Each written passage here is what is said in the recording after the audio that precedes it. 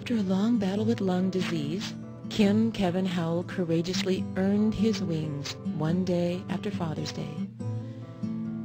Kim was born in Spokane, Washington, November 12, 1956. He was the eldest sibling of 6 children, 1 brother, Keith, and 3 sisters, Andrea, Jamie, and Lillian, born of the late Audrey Howell and Merle Howell, and 1 brother, Christopher McDonald, born of the late Mac McDonald. Kim's legacy will forever remain in the hearts of his 2 children, Katie Epler and Brandon Earhart, his grandpa, Oris Howell, as well as in the hearts of multitudes of family and friends who loved him so dearly.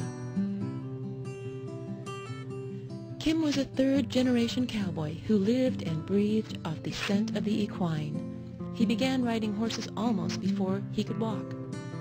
The art of equestrian flowed through his veins as if it were life itself. Even so, his talents were as broad as the dreams he germinated.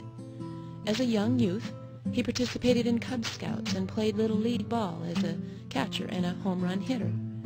It was on the heels of looking like he could make the big leagues in professional baseball that he found himself smack dab in the middle of one of his future professions as a stuntman.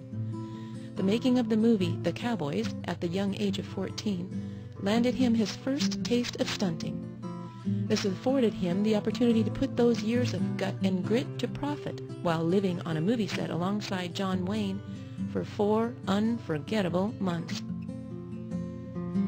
From his youth on up, Kim performed in the Junior Rodeo Association as well as the High School Rodeo Association. The very first year Kim participated in the High School Rodeo Association, he won the National Finals All-Around Championship consisting of bull riding, bareback riding, bulldogging, and team roping. I still remember clearly his blushed red face as this cute young cowgirl presented to him his winning buckle. The stands were filled with fellow contestants, family members, and fans applauding their congratulations for his accomplishment. There was no arrogance or pomp about him, just a humble, shy cowboy doing what he loved, sheepishly accepting his due reward. After graduating high school, Kim attended college with the intent of becoming a veterinarian by trade. Unfortunately, or fortunately, depending upon whom is doing the talking, the school had an association with the rodeo circuit. And as Kim put it, you know which one won out. After 2 years of college, Kim quit school to join the rodeo circuit full-time, and he became a professional rodeo cowboy from there on.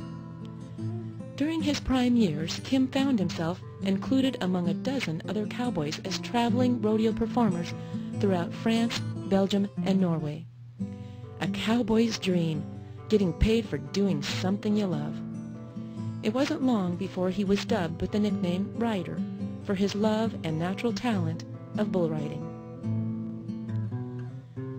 In between the rodeo circuits, Kim resurrected his stunting skills and landed himself some movie stints.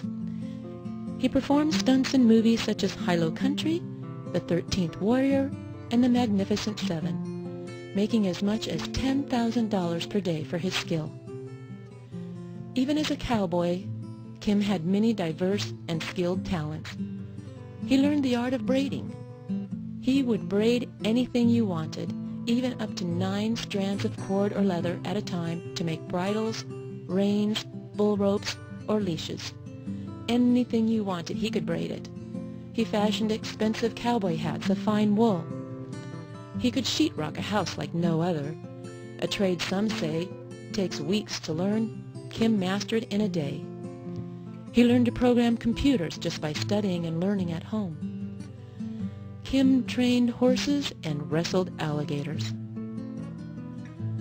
In all his roughness and reputation as a tough cowboy, Kim had a heart of gold with an allegiance to match. You couldn't ask for a more loyal friend. To quote his own words, "I always fight for the underdog." He sacrificed much of his life for the benefit of others, as when they were sick, he took care of his family and friends. He watched over, bathed, entertained, and fed 2 friends who suffered as paraplegics. He put his life on hold to take care of his dying mother. Kim knew what the true meaning of give up your life for others meant. When the chips were down, you could absolutely count on Kim to be there by your side all the way through. Kim was a charmer, a storyteller, and a prankster. He loved to have a good time and catch people off guard, as evidenced by the time he jumped in the shower with his brother Keith to help him dye his hair, or the time he put noodles in his friend Mondo's shoes in the wee hours of the morning. He loved Roy D. Mercer's telephone pranks and quickly invented his own, as marked by the call to Aunt Barb posing as a security guard investigating charges for battery for her ramming people with her cart at Walmart. Kim was a tough man with a tender heart. The last few months of Kim's life we witnessed the staunch and determined independence of a roaming cowboy be overridden by the true meat of his heart and soul. He didn't want people to see much of that tender heart, but it was impossible for him to hide it. He exhibited manners which would shame a modern, always saying thank you, please, yes ma'am, inquiring if you were okay. He was courteous, thoughtful, attentive, and polite. He went out of his way to make sure you were as comfortable as was in his power to do so, even to his own pain if necessary. He was very generous and giving with anything he possessed. If he had something to share, it was as much yours as it was his. A very rare man Kim was.